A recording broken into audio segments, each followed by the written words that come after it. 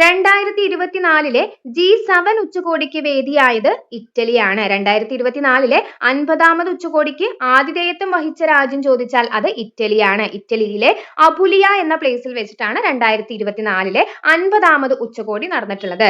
2025 51ാമത് ഉച്ചകോടിക്ക് വേദിയായത് കാനഡയാണ്. ആതിഥേയത്വം വഹിച്ച രാജ്യം ചോദിച്ചാൽ കാനഡയാണ്. എവിടെയായിരുന്നു? കനനാസ്കിസ് ആണ്. 2025 51ാമത് ഉച്ചകോടിക്ക് വേദിയായത്. 2026 52ാമത് G7 ഉച്ചകോടി നടന്നിട്ടുള്ളത് എവിടെ വെച്ചിട്ടാണ്? ഫ്രാൻസിൽ വെച്ചിട്ടാണ്. കഴിഞ്ഞ PSCയുടെ പരീക്ഷയിൽ വരെ ചോദിച്ചിട്ടുണ്ടായിരുന്നു. 2026 52ാമത് G7 ഉച്ചകോടി എവിടെ വെച്ചിട്ടാണ് നടന്നിട്ടുള്ളത്?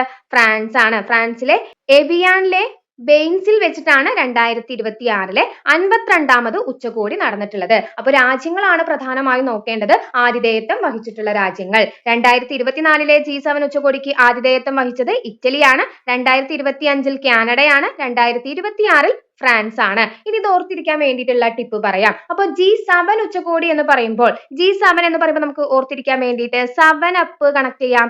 7 Up നമുക്ക് എല്ലാവർക്കും പരിചിതമായിട്ടുള്ള ഡ്രിങ്ക് ആണ് 7 Up. അപ്പൊ നോക്കൂ, 7 Up ഐസ് ഇട്ട്, എങ്ങനെയാണ്? ഐസ് ഇട്ട് ഫാൻസ് കുടിച്ചു എന്നോർക്കാം. 7 Up ആരാണ് കുടിച്ചത്? ഫാൻസ് അല്ലെ. ഐസ് ഇട്ട് ഫാൻസ് കുടിച്ചു. ഐസ് എന്നതിലെ I എന്ന ലെറ്റർ ഇറ്റലിയെ സൂചിപ്പിക്കുന്നു. C എന്ന ലെറ്റർ കാനഡ.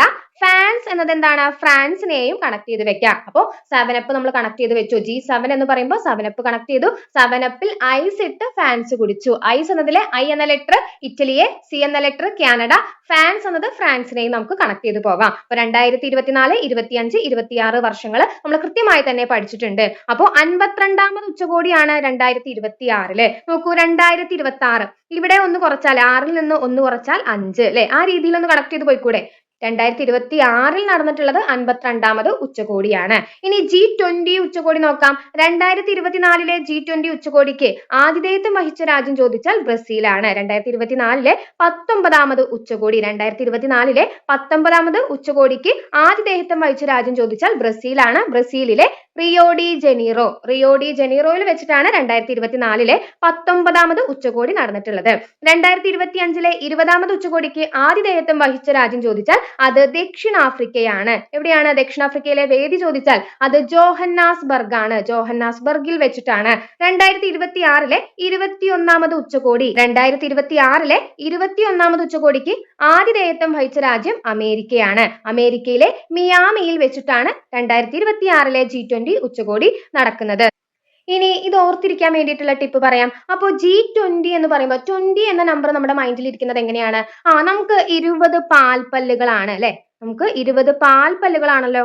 20 പാൽപ്പല്ല്. അപ്പൊ നോക്കൂ, അപ്പോൾ പല്ല് വെച്ച് കണക്ട് ചെയ്ത് പോവാം. അപ്പോൾ കുഞ്ഞിന് 20 പാൽപ്പല്ലൊക്കെ വന്നു കഴിഞ്ഞപ്പോൾ എന്താണ്?